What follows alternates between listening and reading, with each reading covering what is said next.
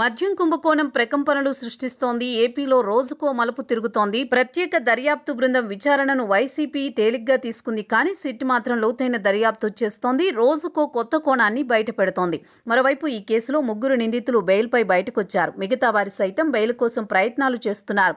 90 రోజుల రిమాండ్ దాటిన తర్వాత వారు డిఫాల్ట్ బెయిల్ కోసం దరఖాస్తు చేసుకోవచ్చు. ప్రస్తుతం వారు ఆ ప్రయత్నాల్లో ఉండగా ప్రత్యేక దర్యాప్తు బృందం మాత్రం వెనక్కి తగ్గలేదు. మొన్నటికి మొన్న హైదరాబాద్తో పాటు విశాఖలో తనిఖీలు చేపట్టిన సిట్ సంచలనం సృష్టించింది.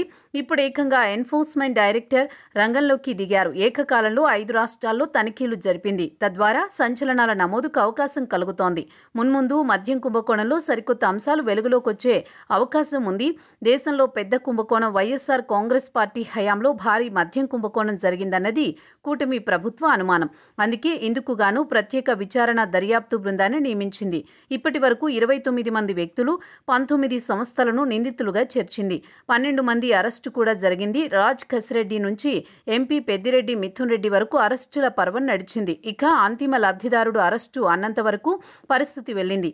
అయితే ఛార్జిషీట్లో సరైన ఆధారాలు చూపలేదన్న కారణంతో అప్పటి సీఎంఓ అధికారి ధనుంజయ రెడ్డి, జగన్ ఓఎస్డీ కృష్ణమోహన్ రెడ్డి, బాలాజీ గోవిందప్ప, పైలా దిలీప్ బయటకు వచ్చారు. కానీ ఎంపీ పెద్దిరెడ్డి మిథున్ రెడ్డి, చెవిరెడ్డి భాస్కర్ రెడ్డి, వెంకటేష్ నాయుడుతో సహా మొత్తం 8 మంది ఇంకా జైల్లోనే ఉన్నారు. మరోవైపు మద్యం ముడుపులను ఎన్నికలకు ముందు వైసీపీ అభ్యర్థులకు తరలించారు అన్న ఆరోపణలున్నాయి. ఈ విషయంలో చెవిరెడ్డితో పాటు వెంకటేష్ నాయుడు పాత్ర ఉందని అనుమానాలు వ్యక్తం చేసినట్టు తెలుస్తోంది.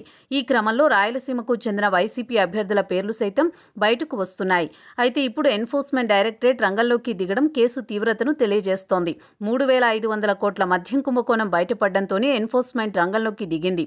తెలంగాణ, ఏపీ, తమిళనాడు, కర్ణాటక, ఢిల్లీలో ఈడీ తనిఖీలు చేపట్టింది.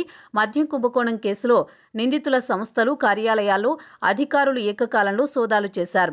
దాదాపు 5 రాష్ట్రాల్లోని 20 ప్రాంతాల్లో ఈ తనిఖీలు కొనసాగాయి. దీంతో జాతీయ స్థాయిలో సైతం ఏపీ మద్యం కుంభకోణం ఇప్పుడు చర్చకు దారితీస్తోంది.